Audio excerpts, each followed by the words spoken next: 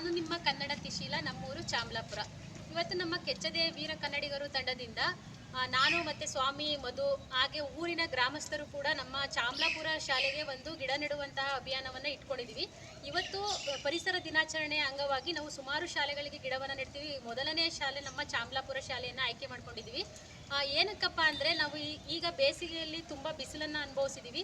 ಆ ಕಾರಣದಿಂದ ಮತ್ತೆ ನಮಗೆ ಈ ಬಿಸಿಲು ಇಂದ ನಮ್ಮ ಮುಂದಿನ ಪೀಳಿಗೆಗೆ ಗಾಳಿ ಬೆಳಕು ನಮಗೆ ಒಳ್ಳೆ ಪರಿಸರ ಸಿಗಬೇಕು ಅಂದರೆ ನಾವು ಪರಿಸರವನ್ನು ರಕ್ಷಣೆ ಮಾಡಬೇಕು. ನಾವು ಪರಿಸರವನ್ನು ರಕ್ಷಣೆ ಮಾಡಬೇಕು ಅಂದರೆ ನಾವು ಗಿಡಗಳನ್ನು ನೆಡಬೇಕು. ಹಾಗಾಗಿ ನಾನು ಸರ್ಕಾರಿ ಶಾಲೆಯನ್ನೇ ಆಯ್ಕೆ ಮಾಡ್ಕೊಂಡಿದ್ದೀನಿ. ಏಕೆಂದರೆ ಸರ್ಕಾರಿ ಶಾಲೆಯಲ್ಲಿ ಗಿಡವನ್ನು ನೆಟ್ಟರೆ ಶಿಕ್ಷಕರು ಮತ್ತು ಮಕ್ಕಳು ಸರ್ಕಾರಿ ಶಾಲೆಯ ಗಿಡಗಳನ್ನು ಉಳಿಸ್ತಾರೆ ಅನ್ನೋ ಒಂದು ನಂಬಿಕೆಯಿಂದ ನಾನು ಸರ್ಕಾರಿ ಶಾಲೆಯನ್ನು ಆಯ್ಕೆ ಮಾಡ್ಕೊಂಡಿದ್ದೀನಿ.